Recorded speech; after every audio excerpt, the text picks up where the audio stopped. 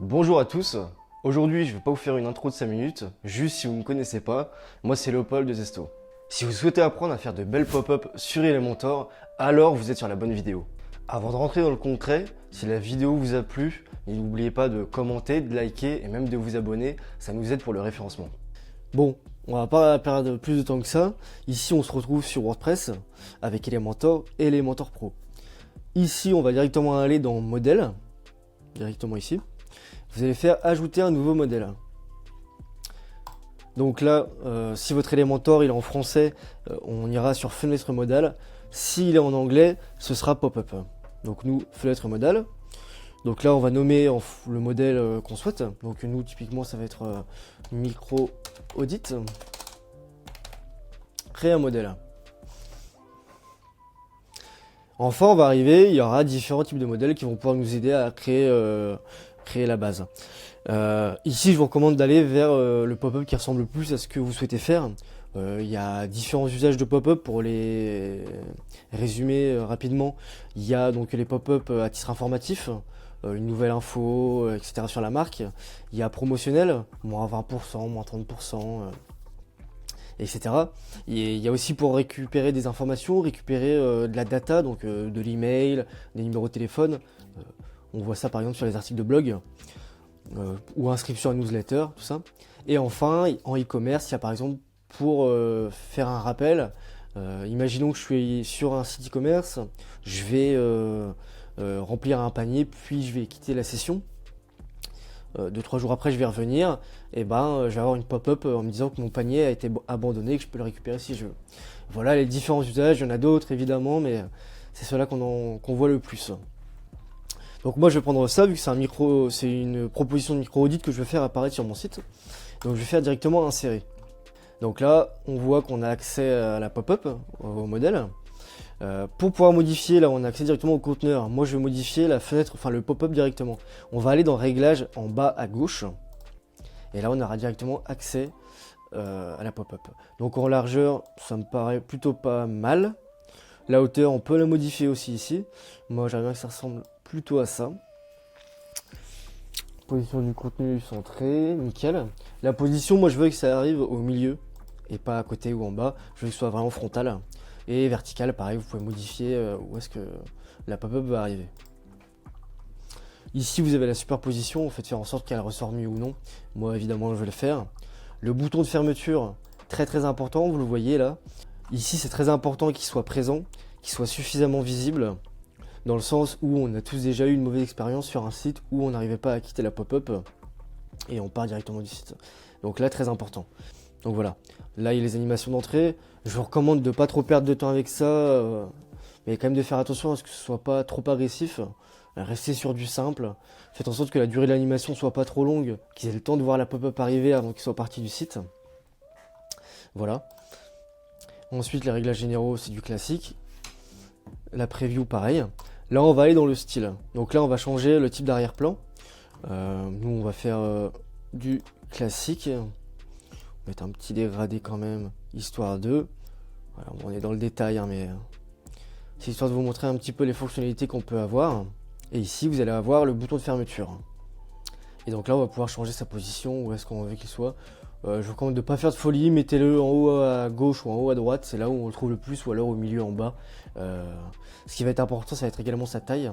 Faites en sorte qu'il soit suffisamment gros et suffisamment visible. Pas non plus comme ça, là ça tend vraiment à cliquer dessus, hein, donc restons comme ça, on va faire du classique. Voilà, ça me semble être plutôt la bonne taille. Et ensuite, là, on va pouvoir modifier encore plus d'éléments sur le bouton de fermeture. Le nombre de secondes, à partir du nombre de secondes qu'on souhaite que le bouton apparaisse.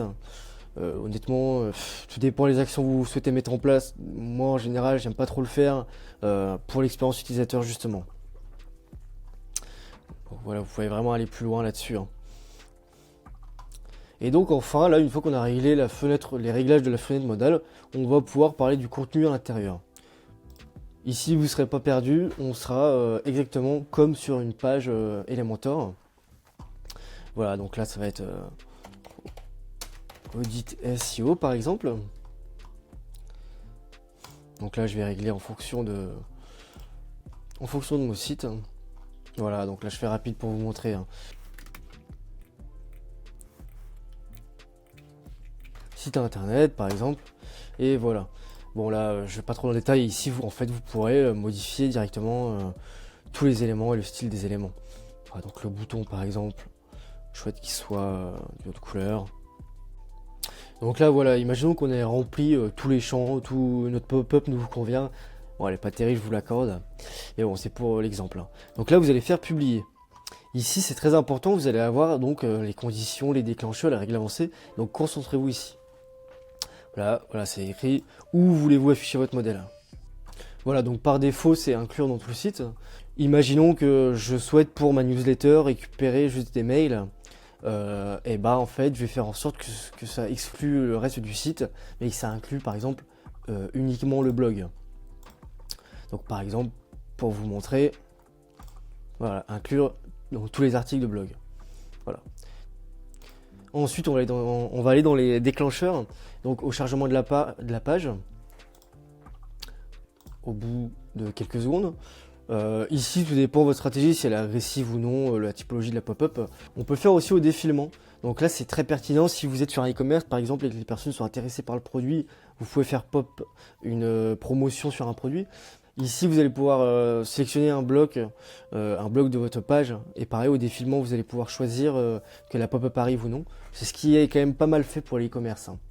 Au clic, si quelqu'un va cliquer dessus, bah, il aura la pop-up avec l'offre de micro-audit. L'inactivité, c'est pas ce qui est le plus utilisé honnêtement. Et enfin, il y a l'heure de la sortie de la page. C'est pas les pop-up les plus appréciés, elles sont quand même assez frustrantes.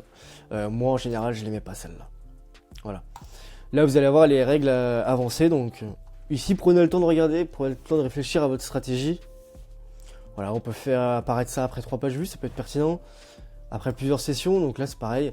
Si vous avez si vous avez un e-commerce, une personne qui vient une fois, 2 fois, la 3e fois, proposez-lui une offre avec une pop-up qui lui explique que vous êtes venu 3 fois et que de ce fait, pour sa fidélité, vous lui offrez une promotion. Vous pouvez faire aussi en sorte que ça arrive quand ça vient d'une URL spécifique, d'un partenaire, d'un lien, d'une vidéo YouTube, etc.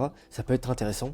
Voilà, donc là c'est pareil, vous pouvez faire en sorte que la pop-up s'affiche lorsque la personne vient des réseaux sociaux, des moteurs de recherche, d'autres sites ou d'autres pages de votre site.